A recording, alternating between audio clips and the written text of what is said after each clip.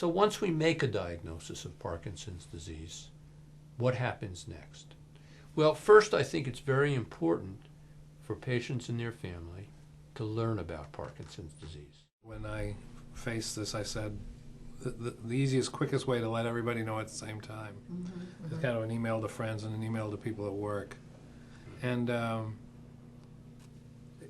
people said, oh, you know, what is it? You know, some basic questions.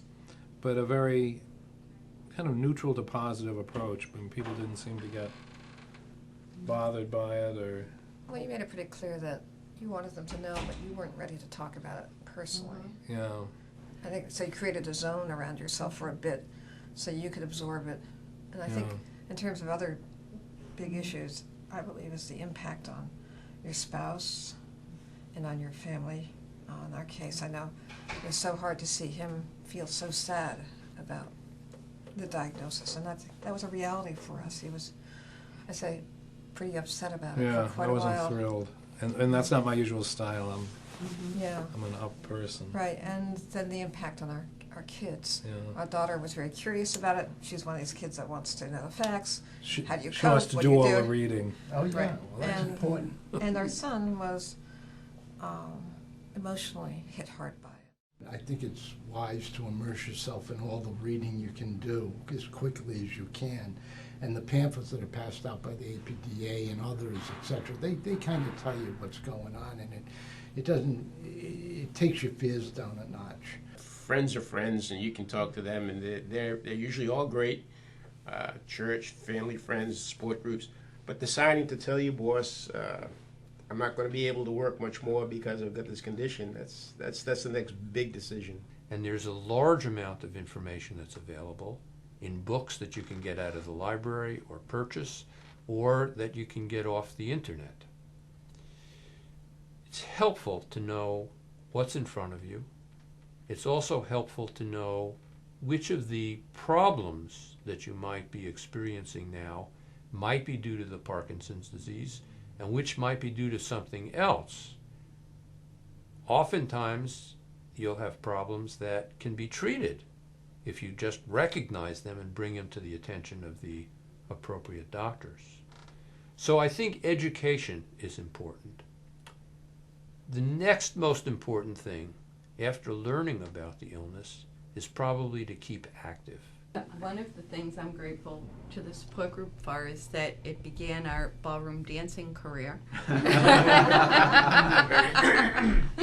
It was, Doug attended a support group, and there was a woman teaching tango, and he was so impressed with her, and she teaches in Peacedale, so Friday nights we began ballroom dancing lessons. And it's been great fun, and so that's been a nice thing for me. And also Doug used to run even 50-mile marathons. But now we're golf partners, so it has been a night. You know, what you said about Michael J. Fox in his first book, Lucky Man. He talked about how while there are definitely negative things with the disease, there are things that he never would have done in his life, positive things, especially with family and close relationships that he concentrated on. I try to reinforce to my patients that they should remain active in all spheres.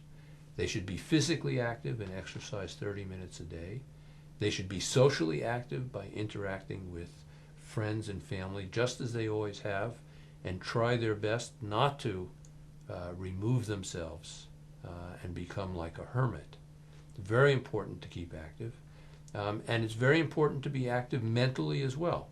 So physically active, socially active, and mentally active aspects, I think, are crucial for long-term care in Parkinson's disease. But the support group is a very good way of getting information, and also of finding out what other people have gone through, as opposed to what you're going through by yourself. Mm-hmm. You play golf, you play 9 holes instead of 18. Mm-hmm.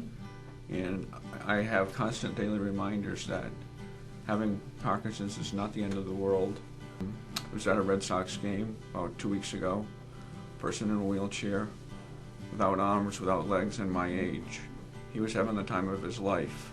One person said, well, can we still make fun of you? And I said, absolutely. Absolutely. You'll have more opportunity. It's also having a good support group is very helpful too, and a good spouse is a really good help. I hear that in the support group. I hear people talk about bringing families closer together and doing things together and appreciating one another. And sometimes I think in our daily lives we forget that.